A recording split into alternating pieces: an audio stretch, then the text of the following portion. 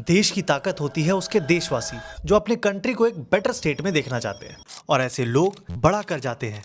उनका सम्मान करना हर देश की रिस्पॉन्सिबिलिटी है। 1954 में पहली बार भारतीयों की सफलताएं, उनके अचीवमेंट्स को सम्मानित करने के लिए सिविलियन अवार्ड्स लाए गए थे। इनमें से भारत रत्न इंडिया का सबसे बड़ा सिविलियन अवार्ड है, जो हमारे देश के असली रत्न जिन्होंने देश का गौरव बढ़ाया है उनके लिए रखा गया था। साथ ही 3 और सिविलियन अवार्ड्स पद्म विभूषण, पद्म भूषण और पद्मश्री भी लाए गए, जिसके अंडर सारी फील्ड्स, फिर वो art, literature, science, public affairs, social work हो या कोई और भी फील्ड, सबके अंडर मेरिट और पब्लिक सर्विस को ध्यान में रखते हुए अवार्ड्स दिए जाने लगे। ट्रेडिशनली हर साल रिपब्लिक डे की शाम को ये सारे अवार्ड्स अनाउंस किए जाते हैं और उसके बाद प्रेसिडेंट ऑफ इंडिया एक सेरेमोनियल फंक्शन में ये अवार्ड प्रेजेंट करते हैं। इनिशियल डेज में अवार्ड्स का nomination process generally government authorities या फिर एलिट्स के हाथों में होता था। पद्मा अवार्ड्स के लिए रिकमेंडेशंस भी generally states, UTs, central ministries और पुराने अवार्डीज के थ्रू दी जाती थी। कोई ओपन पब्लिक पोर्टल या ओपन डिस्कशन नहीं होता था। अब जो भी नाम इस प्रोसेस के अंडर नॉमिनेट होते उन्हें प्राइम मिनिस्टर के अंडर बनाई गई पद्मा अवार्ड्स कमेटी को दिए जाते थे। अब डिस्कशन के बाद ये कमेटी एक फाइनल लिस्ट पीएम और प्रेसिडेंट ऑफ इंडिया को प्रेजेंट करती थी, फिर फाइनल अप्रूव देते थे। अब जैसा कि दिख रहा है, ये प्रोसेस मेजरली गवर्नमेंट इनसाइडर्स और इन्फ्लुएंशियल लोग कंट्रोल करते थे। इसीलिए इन अवार्ड्स के शुरुआती रिसिपेंट्स बने बड़े और एमिनेंट पर्सनालिटीज, जैसे कि celebrated artists, scientists, laureates, retired officials और कभी कभी पॉलिटिशियंस। अब ज्यादातर जो पद्मा अवार्डीज थे उन्हें काफी प्रेस्टिजियस माना जाता था, मगर जैसे जैसे वक्त बीतता गया इन अवार्ड्स पर सवाल उठने लगे, क्योंकि अवार्ड्स मेजरली सरकार के कंट्रोल में थे और उन पर पक्षपात यानी बायस के आरोप लगने लगे। और मिड 1990s और 2000s तक तो पद्मा अवार्ड्स को पॉलिटिकल अवार्ड्स कहा जाने लगा। इन सब की वजह से पद्मा अवार्ड्स की जांच के लिए इंडिविजुअल मीडिया हाउसेस और एक्टिविस्ट्स ने आरटीआई के थ्रू नॉमिनेशन प्रोसेस की जानकारी निकलवाई और सब हैरान रह गए। कई कांग्रेस लीडर्स ने 25 नाम नॉमिनेट किए हुए थे। एक कांग्रेस एमपी और हिंदुस्तानी क्लासिकल वोकलिस्ट पंडित जसराज ने 1 दर्जन से ज्यादा लोगों को नॉमिनेट किया था। लता मंगेशकर जी ने अपनी बहन उषा और उस्ताद अमजद खान ने अपने दोनों बेटों को नॉमिनेट किया था। इस सब में एक बहुत बड़ा कंट्रोवर्शियल नाम आया, संत सिंह चटवाल। पीएम मनमोहन सिंह के टेन्योर के दौरान संत सिंह को पद्म भूषण से नवाजा गया।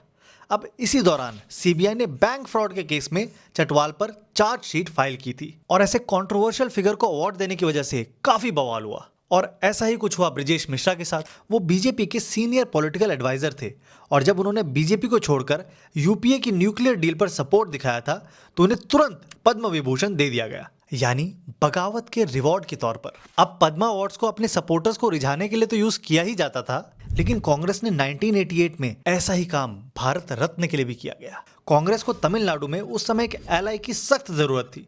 तब उन्होंने एमजी रामचंद्रन को उनकी डेथ के बाद उन्हें भारत रत्न के लिए नॉमिनेट किया गया, जिसे एक पॉलिटिकल मूव के तौर पर देखा गया। और कई बार तो कांग्रेस के पीएम्स ने खुद को ही भारत रत्न दे दिया। दिन ब दिन पद्म अवार्ड्स की प्रति लोगों की इज्जत कम होती जा रही थी और ये अवार्ड्स सिर्फ एलिट्स, सेलिब्रिटीज और गवर्नमेंट सपोर्टर्स, जिन पर क्रिमिनल एलिगेशंस तक थे, उन्हें दिए जाते। इसे सरकार के सपोर्ट में बोलने का अवार्ड समझ लो।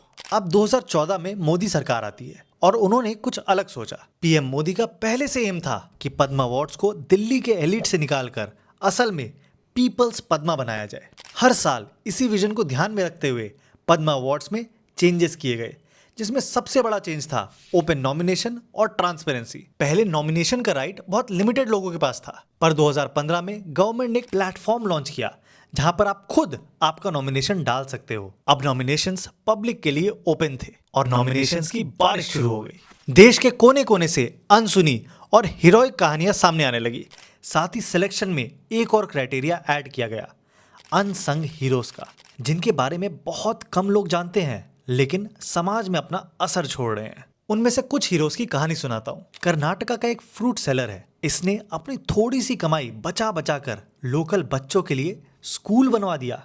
एक और कहानी है वेस्ट बंगाल की, जहाँ का एक टी गार्डनर जिसने अपने परिवार वालों को मेडिकल सर्विस टाइम पर ना मिलने की वजह से खो दिया था, इसीलिए उसने अपनी खुद की एम्बुलेंस सर्विस शुरू कर दी, वो भी एक स्कूटर पर, और कहलाया बाइक एम्बुलेंस दादा। एक और कहानी है एक औरत की जिसने पर्यावरण बचाने के लिए 80 साल की उम्र में 8000 पेड़ खुद लगाए। वैसे ही हमारी एनसाइक्लोपीडिया ऑफ फॉरेस्ट तुलसी गौड़ा ने नंगे पैर अपने फोक अटायर में अवार्ड एक्सेप्ट किया था। एक और कहानी है लंगर बाबा की, जिसने खुद कैंसर से जूझते हुए 2 दशक तक गरीब पेशेंट्स के लिए हर दिन हॉस्पिटल के बाहर लंगर लगवाए थे। इन सभी अनसंग हीरोज की कहानी हम तक सिर्फ इसलिए पहुंच पाई क्योंकि सरकार ने इन्हें राष्ट्रीय सम्मान दिया। इस बहुत बड़ी लिस्ट में ये कुछ ही नाम है, जिसमें रूरल डॉक्टर्स, फोक म्यूजिशियंस, हैंडीक्राफ्ट आर्टिस्ट जो हमारी संस्कृति और समाज कल्याण सब में कहीं ना कहीं कुछ ना कुछ कर रहे हैं। उन्हें पीपल्स पद्मा के थ्रू एक पहचान मिली है। अनसंग हीरोज के साथ साथ रेवोल्यूशनरीज जिन्होंने भारत को शेप किया, जैसे कि सुजुकी कंपनी के एक्स सीईओ, उन्हें 94 की एज में पद्म विभूषण दिया गया। अब कोई भी पॉलिटिकल लीडर अपने राइवल को अवार्ड नहीं देता है, लेकिन ये ट्रेंड भी सरकार ने ब्रेक करते हुए शरद पवार और मुलायम सिंह यादव जैसे विरोधियों को भी पद्मा अवार्ड्स दिए।